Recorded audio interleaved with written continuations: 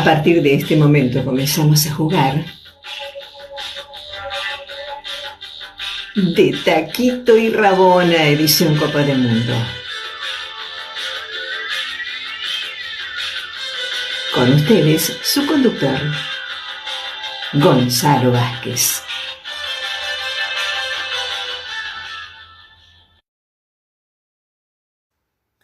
Hola, hola, ¿qué tal? Bienvenidos, bienvenidas a este pequeño, gran lugar de reunión entre nosotros llamado De Taquito y Rabona, edición Copa del Mundo. Como cada semana, la reseña de un campeonato del mundo. Y te digo, te aviso que con la historia vamos a hacer un alto en el camino. Sí, ¿por qué te digo esto? Porque a partir del jueves de la semana próxima, De Taquito y Rabona se viene postpartido.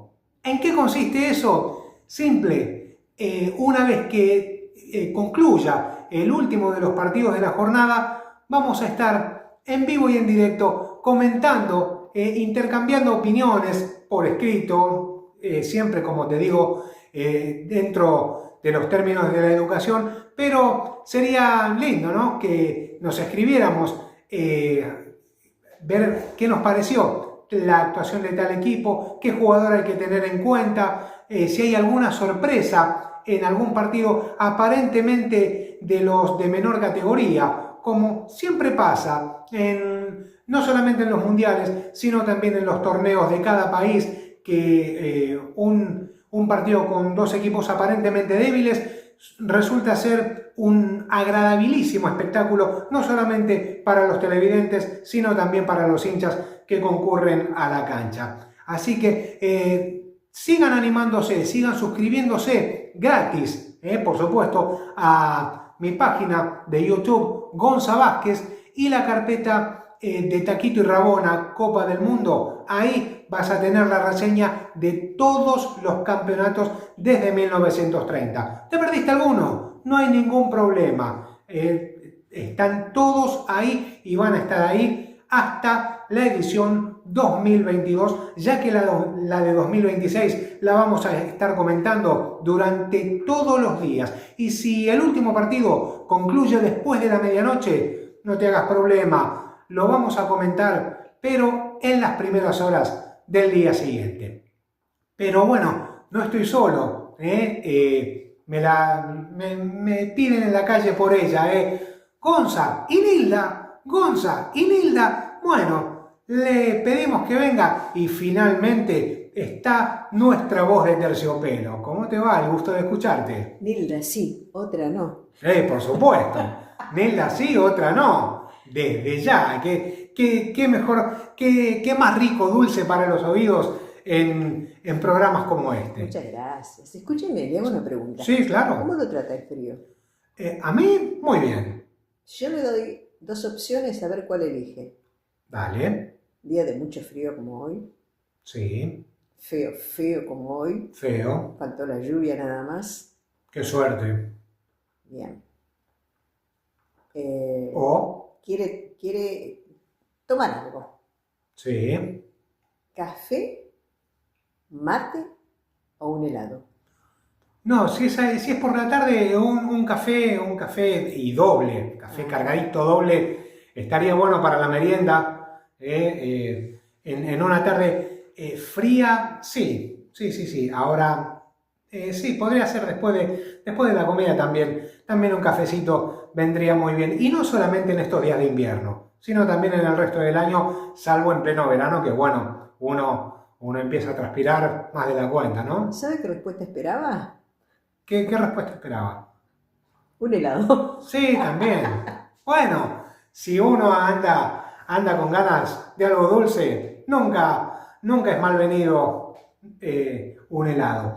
Pero bueno, ¿qué pasaban? Entre otras cosas, en 2006, que es el año del Mundial que nos toca revivir durante esta semana, hasta el otro jueves, el Mundial de Alemania, el segundo que se hizo esta vez con Alemania unificada. Acordate que en 1974 lo había organizado Alemania Federal. Y si bien Algunos de los partidos de aquel Mundial del 74 se habían disputado en Berlín Occidental. Ahora Berlín estaba unificada. Acordate que en 1991 finalmente cayó el muro de Berlín, se unificó Alemania y la ciudad, te hablo claro de Berlín, la sede de los Juegos Olímpicos, de allá lejos y hace tiempo, te hablo en 1936, volvió a ser la capital del país en forma unánime, en forma unificada.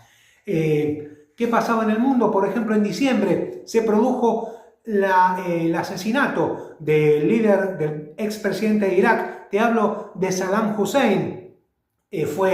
Había sido capturado ese mismo año por las tropas estadounidenses en su propio país y condenado a muerte en la horca. También en la Argentina se canceló finalmente la deuda que teníamos con el FMI por unos 9.800 millones de dólares. Pero también empezó a aparecer, además de Facebook, empezó a aparecer la cuenta Twitter, ahora redenominada X. Al principio era en el ambiente universitario, pero después se diversificó y se extendió mundialmente. En lo que hace a las costas mexicanas, sufrieron 2 terremotos, John y Morgan, y también 2 depresiones. Hablo de Paul y de Lane. La pasaron muy mal los mexicanos, especialmente los que vivían en la costa oriental del país, en la costa del Golfo, que es zona de maremotos, de movimientos sísmicos terrestres y también marítimos. A todo esto también se había producido en la Argentina el que se llamó el robo del siglo, un asalto al Banco Río en la capital, en la sucursal de Acasuso, mejor dicho, que fue perpetrado sin tomar armas, sin tomar rehenes, fuera del horario bancario, y se hizo un escape por el Río de la Plata, que estaba a pocas cuadras de la sucursal del Banco Río de Acasuso. Un asalto, un atraco tan famoso, tanta repercusión tuvo, que hasta generó una película argentina. Sí, llamada precisamente El robo del siglo. En lo que hace a las eliminatorias del Mundial del 2006, te comentaba, o si no te comenté, te lo hago ahora. A partir de este Mundial, el país anfitrión empieza el torneo jugando el partido inaugural. Acordate que entre 1974 y 2002, el equipo que jugaba el encuentro inaugural frente al ocasional rival, el protagonista, uno de los 2 protagonistas, era forzosamente el campeón del mundo. Ahora ya no, a tal punto que a partir de las eliminatorias del 2006, los equipos campeones del mundo tienen que revalidar su clasificación jugando esa etapa, sea del continente que sea. Es decir, Brasil había ganado el Mundial 2002 con total claridad, más allá de alguna que otra ayuda, pero para las eliminatorias precisamente de este Mundial 2006 tuvo que participar en la rueda correspondiente a América del Sur, por supuesto. Y de ahí en adelante todos los campeones tienen la obligación de pasar este obstáculo, como lo hizo Argentina, último campeón en 2022, que se ganó precisamente el pasaje a esta Copa del Mundo 2026 4 fechas antes del final de la rueda eliminatoria en Sudamérica. Pero bueno, vamos, ¿qué te parece? Te invito a seguir reviviendo o revivir enteramente este Campeonato del Mundo 2006 con las diapositivas. Y comenzamos como siempre, así, uno de nuestros distintivos. Ya estás acostumbrado a esto. O a este, por ejemplo, el fútbol mixto. ¿Quién lo hubiera dicho hace algunos años? Copa del Mundo 2026 en Alemania unificada, como te decía antes. Este es el afiche del Mundial 2006. Golero 6, precisamente, el León haciendo jueguito, la mascota oficial del torneo. Es simpático. Y el León y la pelota sonriéndole. Mirá, un detalle no menor. Tingles, qué bonita la pelota, el balón oficial del campeonato. Llegabas a tener una de esas para jugar un partido en un potrero y te sentías seguramente que caminabas por el aire, ¿no? Sobre todo que te permitía bailar sobre la pelota. El Allianz Arena en Múnich, donde juega el Bayern de Múnich, precisamente, y el Múnich 1860, es sede del partido inaugural. Tiene una particularidad el Allianz Arena, que cuando el Múnich 1860 juega por la noche, el estadio se ve con luces como esta, azules o celestes. Cuando juega el Bayern Múnich, las luces o el estadio se pone de rojo, el color de la camiseta del gran equipo bávaro. Y te decía, el país anfitrión a partir de esta copa es el que juega el partido inaugural y Alemania entró con el pie derecho derrotando 4-2 a Costa Rica. Aunque fue victoria alemana, sin mayores contratiempos, los costarricenses tuvieron un digno papel, sobre todo el número 9, Paulo César Wanchope, que no es Wanchope Ávila, a no confundir con el delantero argentino. El 9 costarricense fue uno de los jugadores, una de las figuras destacadas de este campeonato. Otras imágenes del partido inaugural, otra vez Wanchope, que hizo los 2 tantos del equipo centroamericano, que bueno, lo tuvo bastante a mal traer a la defensa alemana, pero Miroslav Klose, Lukas Podolski y toda la delantera alemana se encargaron de que Alemania empezara con buen pie este torneo organizado por ellos. El segundo en la historia. En la segunda fecha, Alemania había vencido a Polonia por 1-0 y está en igualdad de puntos, aunque con mejor diferencia de gol, ¿no? Con el equipo ecuatoriano, con el que se enfrentaba en la última fecha y lo goleó por 3-0. Pero al ser 32 equipos alemanes y ecuatorianos, primero y segundo respectivamente, clasificaron por el grupo A la instancia de octavos de final. Argentina también empezó bien, un triunfo un tanto ajustado para el gusto de algunos, pero terminó justificándolo la selección de Pekerman, con goles de Gabriel Heinze y Saviola.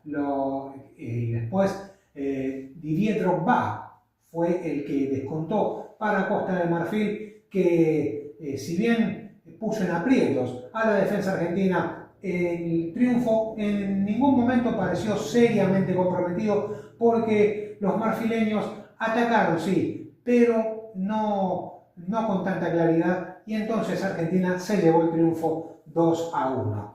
Y llegaron los goles frente a Serbia, que ya no era Serbia y Montenegro, porque en ese año Montenegro declaró su independencia.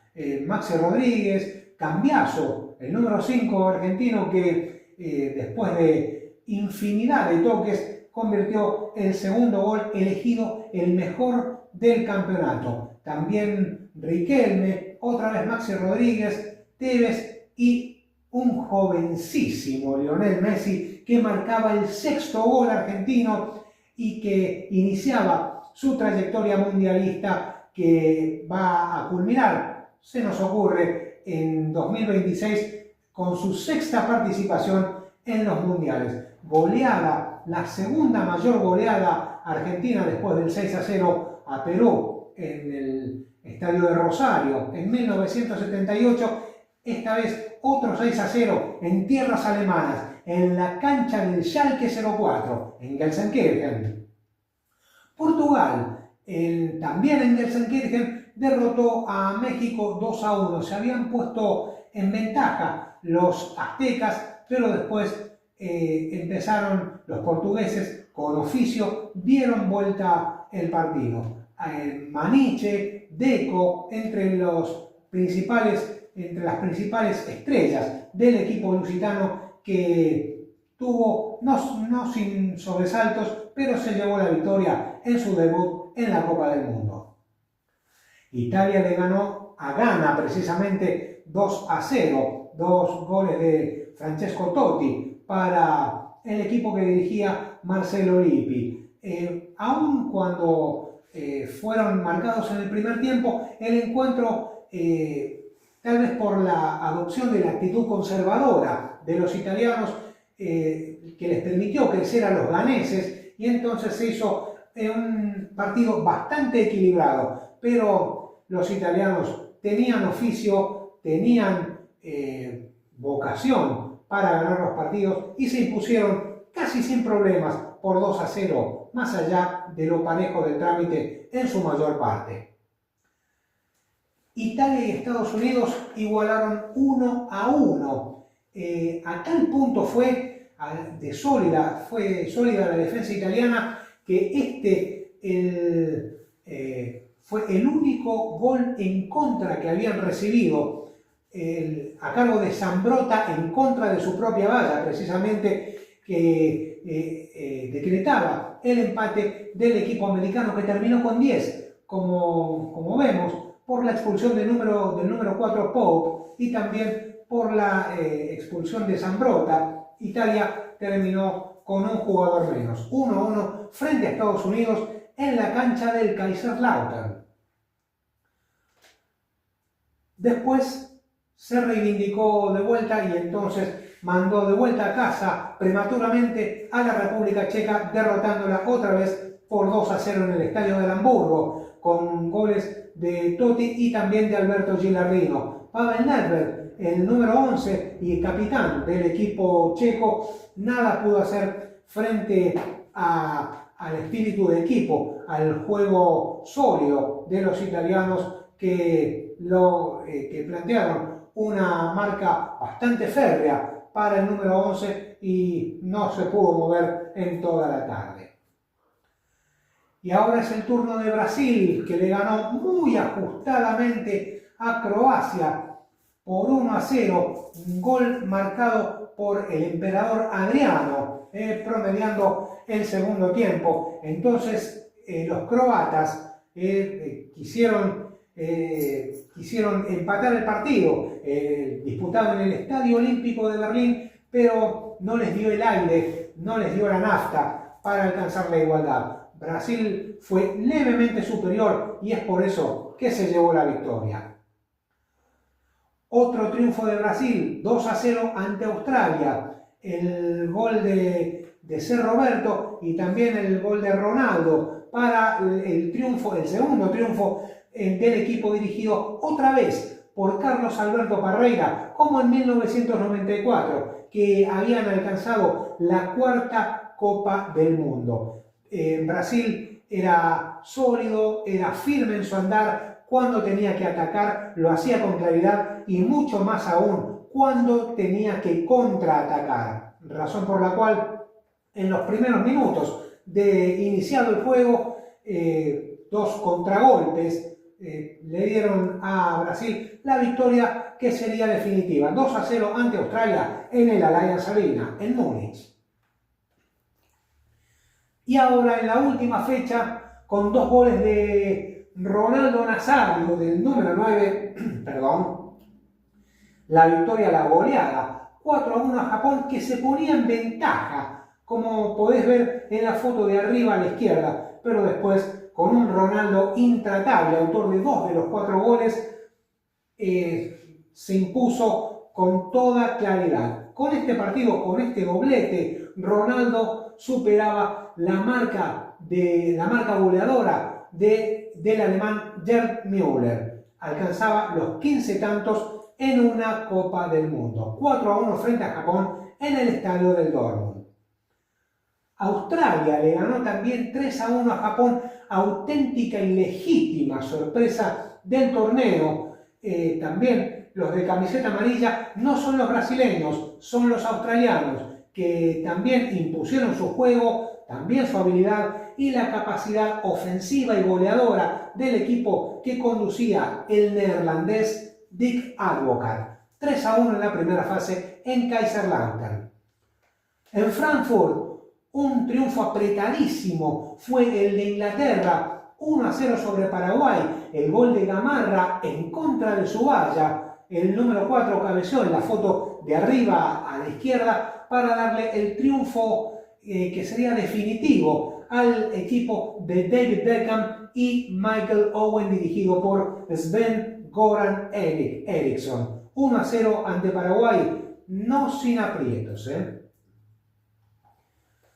Otra victoria de los ingleses, 2-0 ante el equipo de Trinidad y Tobago. Steven Gerrard, con un tiro de afuera del área, el número 4, la foto de arriba a la derecha, ponía en ventaja a los ingleses, que tuvieron momentos de zozobra, como se puede ver, pero después el cabezazo del número 21, Peter Crouch, a poco del epílogo estableció la diferencia entre los ingleses y los triniteños, y de esa manera se clasificaban a la siguiente fase, a octavos de final, después del partido disputado en Nuremberg.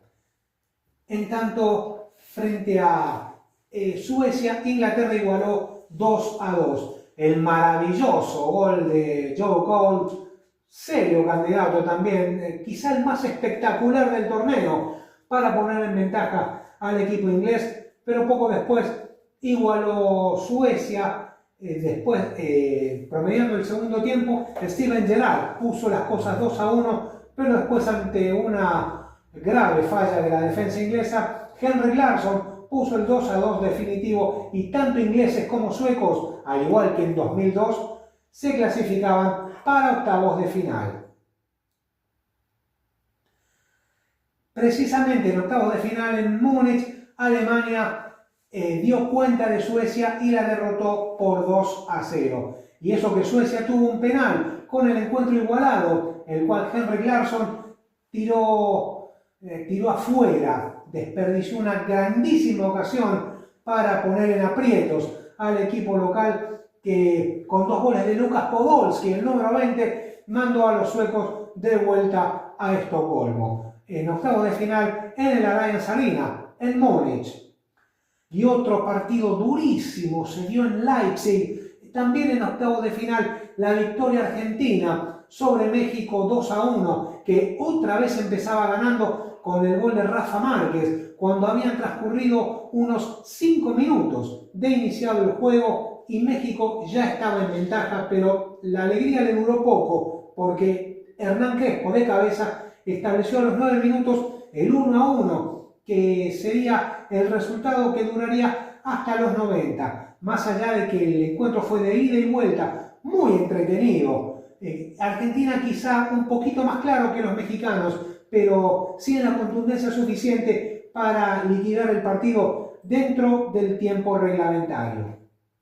Eso sí, otro gol espectacular, esa bomba de Maxi Rodríguez, que estableció el golazo, el segundo tanto argentino, con el que se llevaría el triunfo y la clasificación para los cuartos de final. Fue una pelota cruzada que vino desde la izquierda, Maxi Rodríguez la levantó con el pecho y después sacó ese zurdazo, esa volea de zurda impresionante que todavía la estamos gritando. En el gol, en varias fotos, desde todos los ángulos y distancias, casi que para imprimirla en papel foto, mandarla a la casa de fotografía precisamente, pedir un marco y tenerla de adorno, ¿no? ¿No te parece? Un gol así es digno de enmarcarse.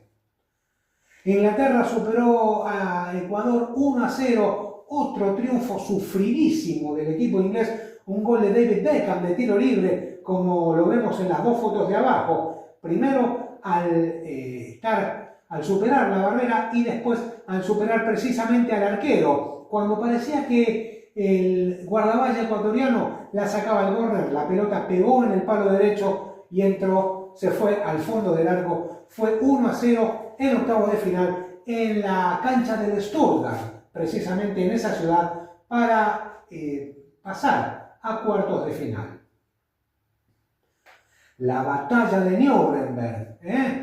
Portugal le ganó 1-0 a Holanda, pero hubo récord de amonestaciones y expulsiones en un mismo partido. Hubo 16 tarjetas amarillas y 4 rojas.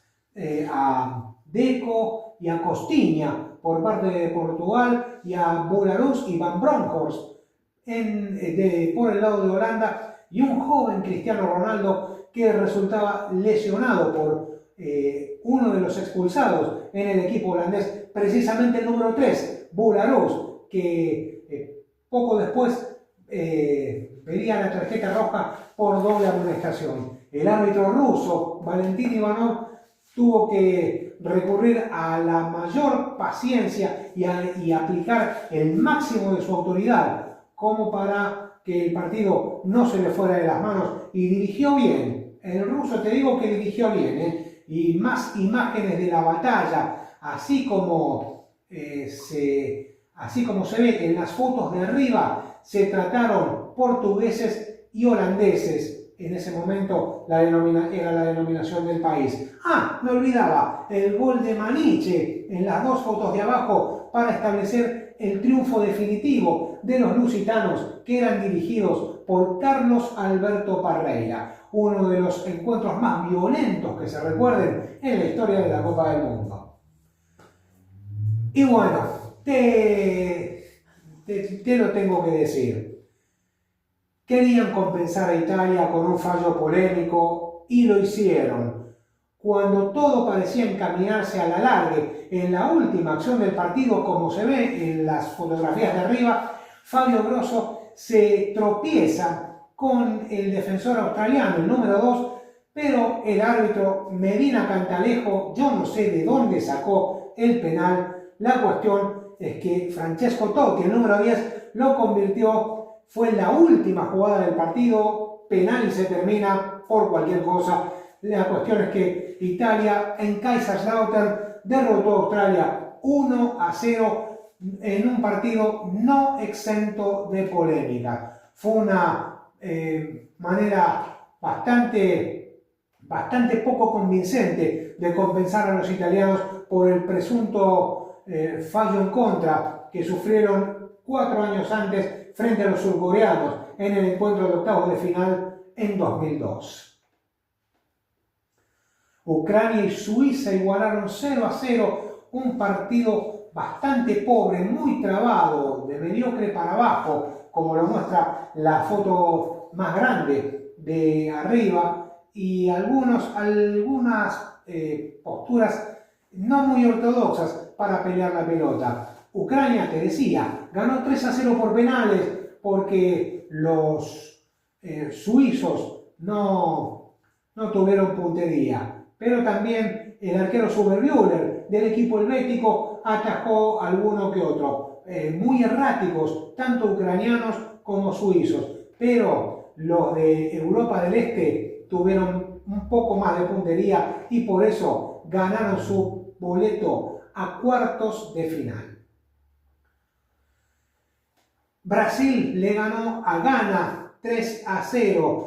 Adriano Ronaldo y Ronaldinho, mejor dicho, para la victoria, la goleada 3-0 de Brasil, que siempre estaba de fiesta, aunque no jugara del todo bien, pero concluía los partidos ganando de forma convincente. Tal vez no con el juego bonito en su totalidad, como era costumbre de los brasileños entre 1958 y 1970, particularmente durante esos 12 años.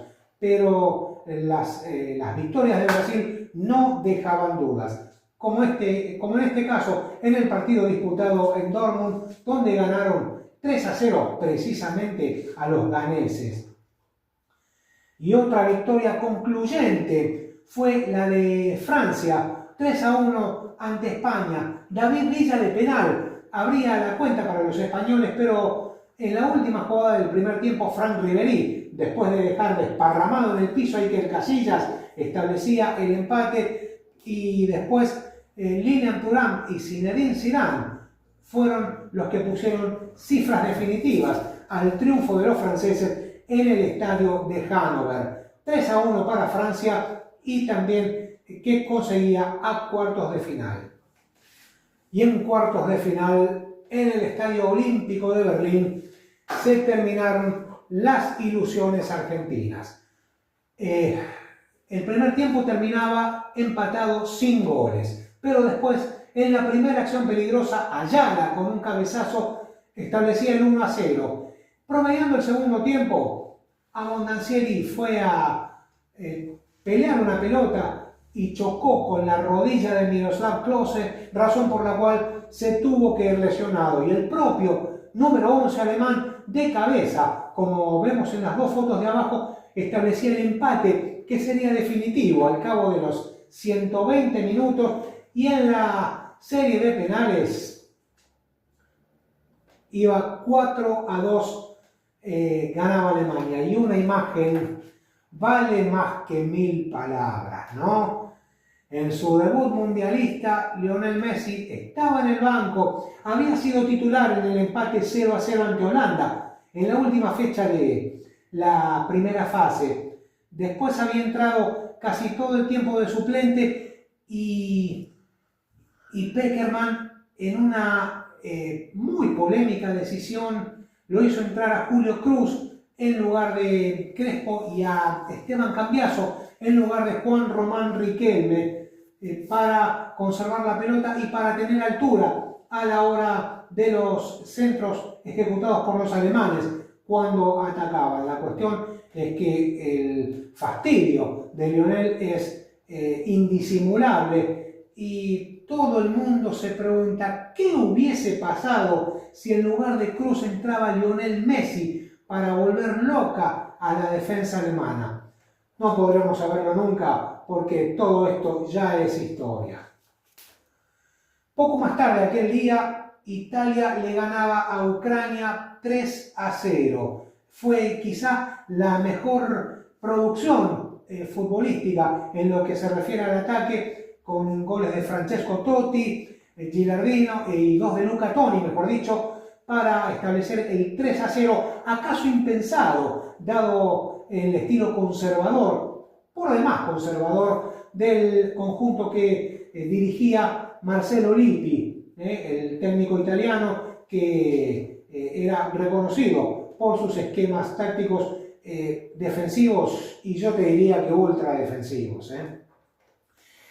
En cuartos de final, los brasileños no pudieron con Zinedine Zidane, que los dislocó, te decía, todo el partido, pisando la pelota, recibiendo solo, gambeteando, bailando arriba del balón. La cuestión es que el gol de Thierry Henry, el número 12, de cabeza, solo en el área chica, a un par de metros del arco, para batir la valla brasileña y establecer el 1-0, que a pesar de ser apretado el resultado, Francia se impuso con total justicia. Brasil no le encontró la vuelta al partido, Ronaldo estuvo desaparecido, lo mismo que Ronaldinho y Rivaldo, y otro tanto con Adriano y Roberto. Todos por culpa de Zinedine Zidane, Titi Henry y compañía.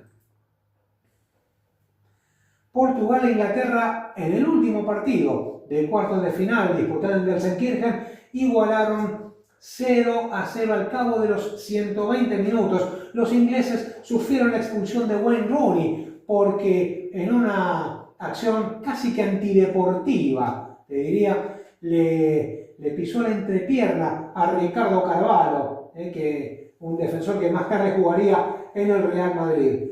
Pero en la serie de penales, el arquero Ricardo contuvo los penales de Carragher, de Steven Gerrard y de Wilkins. 3 penales. El héroe de la tarde fue sin duda el arquero portugués, razón por la cual Portugal se impuso precisamente en la serie de penales por 3-1.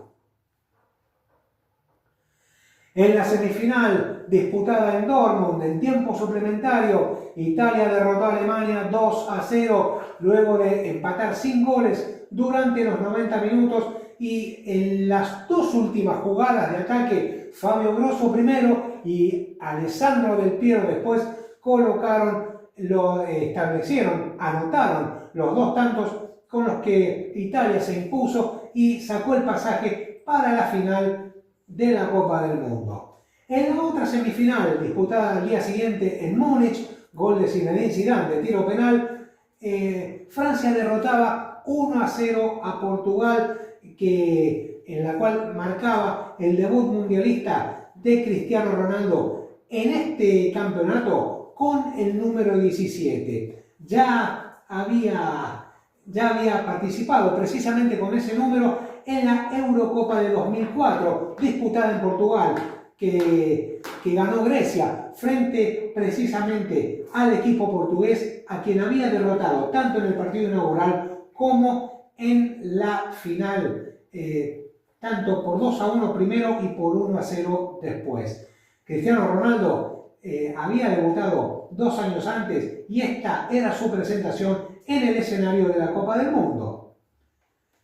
En el partido por el tercer puesto disputado en Stuttgart, Alemania le ganó sin atenuantes 3-1 a Portugal. Las acciones del partido, Deco marcado por la resiedumbre de la defensa alemana, después Maniche llegó al descuento, Alemania ganaba 3-0 y Maniche, a poco del epílogo del encuentro, estableció cifras definitivas y la medalla de bronce para el equipo local, que era dirigido en ese momento por Jürgen Klinsmann.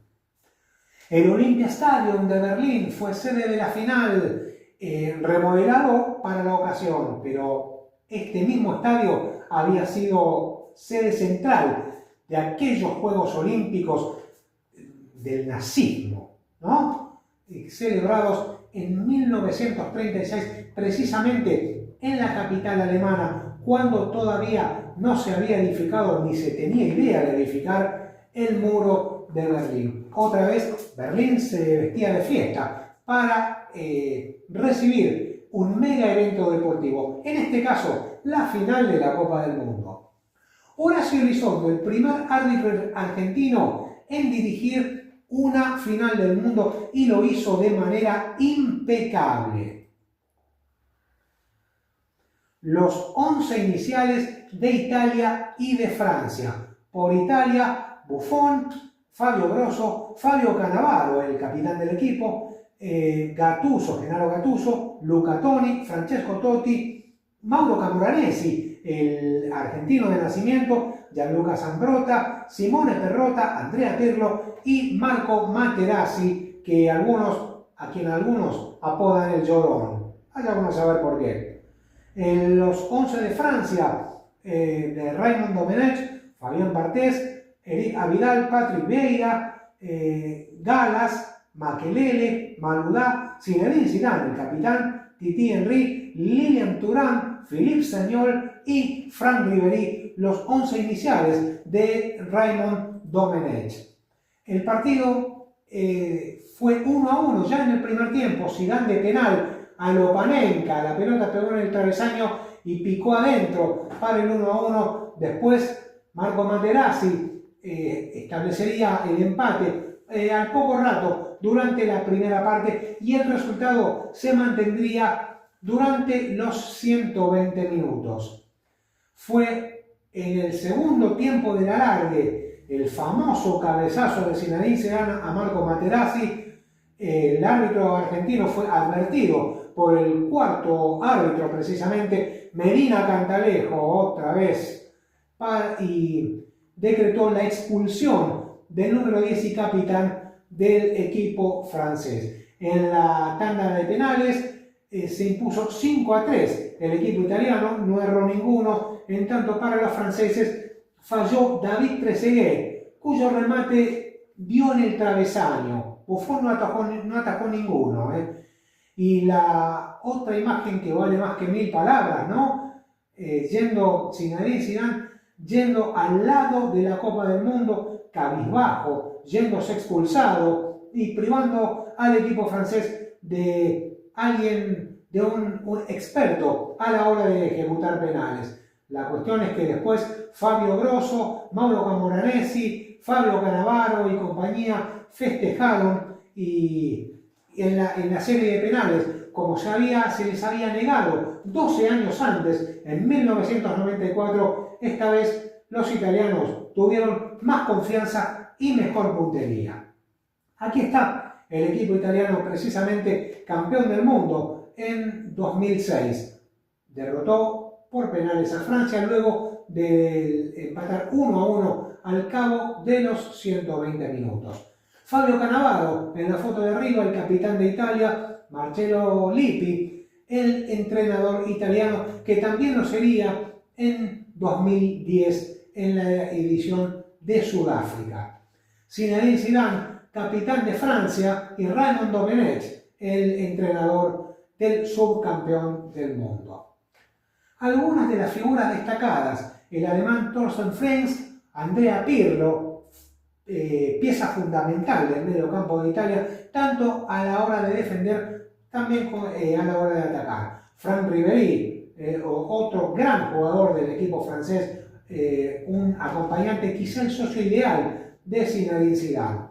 Michael Owen se volvió a destacar en el equipo inglés, no tuvo tanta suerte, los portugueses detuvieron su trayectoria en la serie de penales. Cristiano Ronaldo ya comenzaba a deslumbrar, aunque no tuvo demasiada participación porque entró en la mayoría de los partidos desde el banco de suplentes. Y Didier Drogba, el marfileño que tuvo a mal traer a los argentinos en la presentación del conjunto de José Pekerman.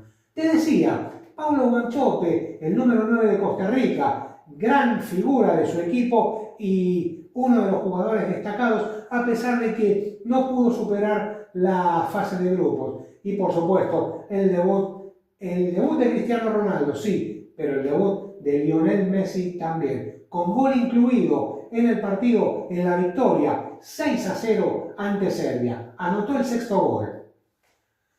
Y curiosidades mundialistas. Ronaldo Nazario, el brasileño, superó la marca goleadora de Gerd Müller al anotar su 15º gol en los mundiales. Lo hizo en la victoria de Brasil 4-1 sobre Japón. Aquella tarde anotó 2 tantos. Cristiano Ronaldo comenzó su cosecha goleadora en mundiales, precisamente. Fue la mejor actuación de Portugal con precisamente Cristiano en sus filas. Fue el 4º puesto y la segunda mejor de la selección lusitana, que había sido el 3er lugar en 1966, cuando derrotaron 2-1 a la Unión Soviética 2 días antes de la final de aquel campeonato.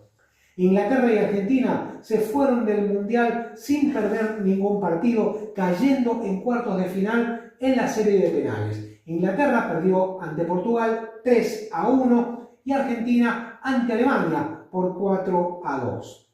Otra curiosidad: Horacio Elizondo fue el primer árbitro en dirigir el partido inaugural y la final de un mundial. En 2018 lo haría también otro juez argentino. En el Mundial de Rusia hablamos, claro, de Néstor Pitana. A partir de esta Copa del Mundo, solamente el país organizador es el único clasificado automáticamente al Mundial. El resto de las selecciones, incluso el último campeón, deben jugar las correspondientes eliminatorias. También desde este Mundial, el partido inaugural no lo disputa el último campeón del mundo, sino el equipo local, como se había hecho en las copas de 1962, 1966 y 1970.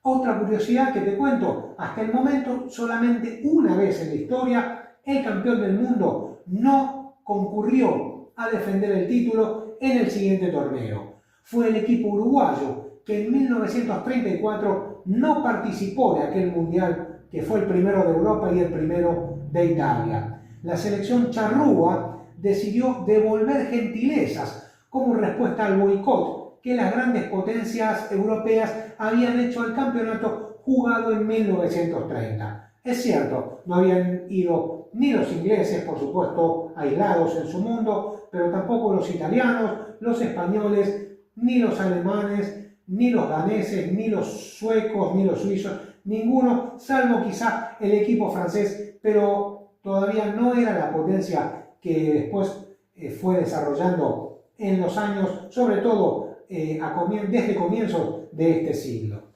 Y Suiza quedó eliminada en octavos de final de este mundial, no solamente sin haber perdido ningún partido, sino que tampoco recibió goles en contra. Por eso te decía que el nivel fue bajo, el nivel fue discreto. Había empezado muy bien con la victoria alemana, que parecía que se los iba a comer crudos a todos, pero después el propio equipo alemán fue disminuyendo su rendimiento, lo mismo que los ingleses, y una equivocada política de cambios dejó a los argentinos afuera en cuartos de final por la serie de penales. Se anotaron 147 goles en 64 partidos, a un promedio de 2,29 goles por encuentro. Relativamente bajo, sí, el promedio de gol por cada encuentro jugado. Se vendieron 3.367.000 entradas a un promedio de 52.609 por cada cotejo. Con una particularidad, te voy a decir. En aquel Mundial de 2006, todas las entradas estaban nominadas. Tu nombre, tu número de pasaporte en caso de que no fueras alemán y, por supuesto, 0 reventa. Si no tenía tu nombre y tu número de pasaporte, no podías concurrir a ver el partido en caso de que encontraras o te dieran una entrada robada.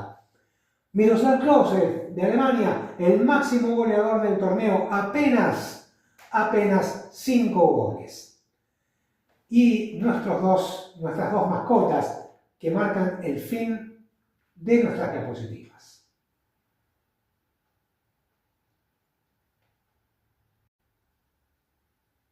Y así pasaba este Mundial de 2006 que tal vez inesperadamente o no tanto consagró a Italia por cuarta vez en la historia como campeón del mundo. Un torneo con grandes equipos en la previa, pero que, como decimos en la tribuna, acá en la Argentina, prometió mucho más de lo que terminó cumpliendo. A tal punto que el nivel de juego terminó siendo discretito, apenas discretito. Algunos de los grandes equipos se fueron prematuramente por no haber tenido una buena actuación en los mata-mata, hablo de octavos de final en adelante, y hubo otros como el caso de Argentina, Inglaterra, Suiza, Francia, que no pudieron levantar la Copa del Mundo y no han perdido ningún partido. Como te contaba en una de las últimas diapositivas, es un caso de locos el de Suiza, porque se fue del Mundial no solamente sin haber perdido, sino también sin haber recibido goles en contra. Sí, aunque no lo parezca, fue una cosa de loco. Pero bueno, en la serie de penales, Ucrania tuvo mucha más puntería al imponerse 3-0 y seguir para los cuartos de final y enfrentar al equipo italiano. Y hasta ahí habían llegado las aspiraciones de los ucranianos. El planteo defensivo, si se quiere mezquino, de Italia, ayudado por un error espantoso, un horror arbitral del español Medina Cantalejo, que necesitaba precisamente un catalejo como para darse cuenta de la inexistencia de la infracción del defensor australiano, pero bueno, el presunto robo sufrido por el equipo europeo de alguna manera debía ser compensado y la víctima fueron los jugadores australianos, las víctimas que se fueron derrotados por un penal inexistente y después de una dignísima actuación. Lo tuvieron muy a mal traer al equipo italiano, que si no hubiera sido por ese penal, tal vez otra hubiera sido la historia. Y en el equipo argentino nos quedamos con ese sabor agridulce de habernos quedado afuera en cuartos de final después de haber desplegado un juego de alto nivel de la mano de Juan Román Riquelme en el campo de juego y de José Néstor Pekerman como director técnico. Fue una verdadera picardía que el gran entrenador multicampeón con las selecciones sub-20 no haya tenido la suerte que merecía en la selección mayor. Pero bueno, una equivocada política de cambios privó al equipo argentino de llegar más alto. Nilda, de casualidad, ¿te acordás de algo de aquella Copa del Mundo 2006? ¿De qué manera la viviste antes de caer con Alemania en la serie de penales? Dígame usted una cosa, ¿no Sí. me quiere hacer una pregunta más fácil? Bueno, pensé que estabas al tanto de todo, pero bueno, puede ser que el fútbol no haya sido demasiado de tu interés. No es muy fuerte, sinceramente, pero bueno, me enteré que ganamos. En 2022 ganamos, sí. Sí, En sí. 2022 ganamos. Y me dijeron que vos te enteraste antes de algunas otras personas que Argentina había ganado en la serie de penales. ¿En 2022? En 2022, ¿te enteraste algún segundito antes que otros? Sí, es verdad, porque salía en delay la transmisión. Ajá. Entonces yo me canté primero, gracias a la TV que tenía un vecino. Es una anécdota digna de contar. Una anécdota digna de contar. Hasta aquí la reseña del Mundial 2026. Nosotros, como te decía al principio del capítulo, nos volvemos a encontrar la próxima semana por YouTube, pero ahora, los jueves, a partir del jueves 11 de junio, todos los días, todas las noches, después del final de la jornada, es decir, después de que concluya el último de los partidos, nos volvemos a encontrar para hacer una pequeña mesa de café y comentar en una reseña, en un pequeño video, como hacemos siempre, qué nos pareció la actuación de los equipos, qué nivel está teniendo la Copa del Mundo y, por supuesto, haciendo hincapié en la escaloneta, es decir, el campeón defensor. Desde ya les vuelvo a agradecer que nos sigan por este canal, por redes sociales. No paren de suscribirse, sigan visualizando por YouTube o por el resto de las redes sociales todos estos capítulos de Taquito y Rabona, edición Copa del Mundo. No te preocupes si te perdiste alguno. Están en el canal de YouTube, en Gonza Vázquez, en la carpeta de Taquito y Rabona, Copa del Mundo. Y me gustaría mucho intercambiar opinión, aunque más no sea por escrito, con todos ustedes para no perder el clima futbolero. Nosotros, con el Mundial ya iniciado, ya en marcha y con todo el fútbol, nos volvemos a encontrar la semana que viene a partir del jueves por YouTube. Cierra, como siempre, nuestra voz de terciopelo, Nilda Noemí Duarte. Chao, hasta la semana que viene.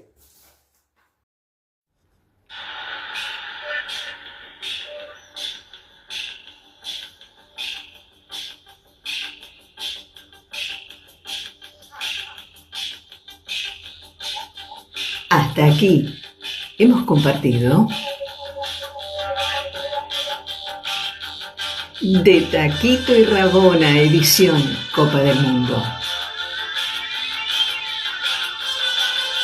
Volvemos la próxima semana.